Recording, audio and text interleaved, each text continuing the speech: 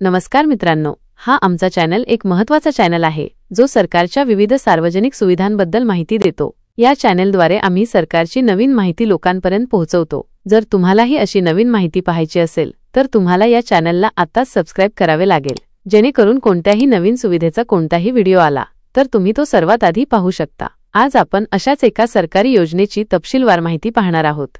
आज आपण श्रावण बाळ योजना या योजनेची माहिती पाहणार आहोत। या योजनेसाठी कुठे आणि कसे अर्ज करायचा, या योजनेच्या काय अटी आहेत याबद्दलची संपूर्ण माहिती आपण या व्हिडिओमध्ये पाहणार आहोत। त्यामुळे कुठेही जाऊ नका, व्हिडिओ शेवटपर्यंत नक्की बघा। महाराष्ट्र राज्यातील बहुतेक कुटुंबे गरिबी रेषेखाली जीवन जगतात, त्यामुळे त्यांची आर्थिक परिस्थिती कमकुवत असते। त्यामुळे अशा कुटुंबांना त्यांच्या कुटुंबातील वृद्धांच्या वैद्यकीय खर्चासाठी पुरेसे निधी उपलब्ध होत नाहीत। त्यामुळे ते कुटुंबातील वृद्धांकडे दुर्लक्ष करतात। तसेच वृद्ध नागरिकांना वृद्धावस्थेत कोणतेही उत्पन्न मिळत नाही, त्यामुळे ते आर्थिकदृष्ट्या इतर लोकांवर अवलंबून असतात।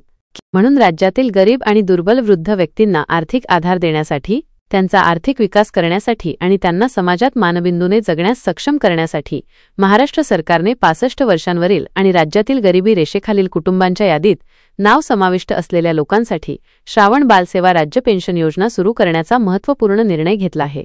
या योजनेतून मिळणाऱ्या लाभांचं स्वरूप पाहूया।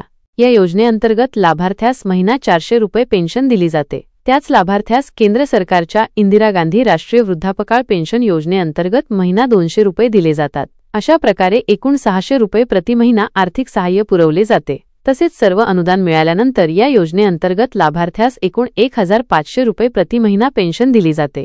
आता या योजनेचा लाभ कोणाला मिळेल ते पाहूया। अर्जदार महाराष्ट्र राज्याचा स्थानिक रहिवासी असणे आवश्यक आहे।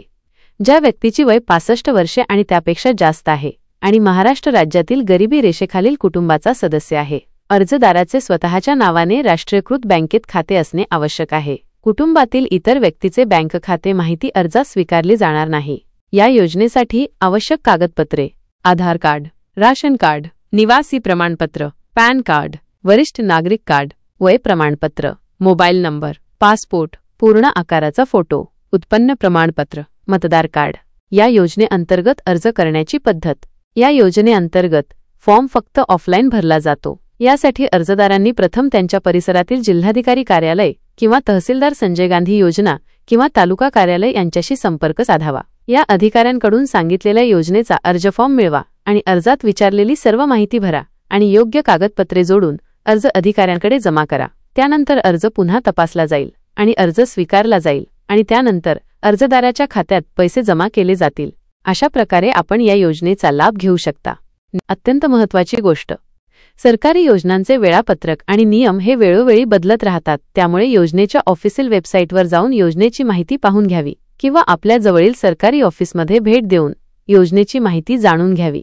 मी या व्हिडिओ खाली एक लिंक दिली आहे, त्या लिंकला उघडून देखील योजनेची बदललेली माहिती तुम्ही पाहू शकता। तुम्हाला हा व्हिडिओ आवडला असल्यास या चॅनलला सबस्क्राइब करा। सबस्क्राइब केल्याने इथे येणारे नवनवीन योजनांचे व्हिडिओ सर्वप्रथम तुम्हाला पाहायला दिसतील। धन्यवाद।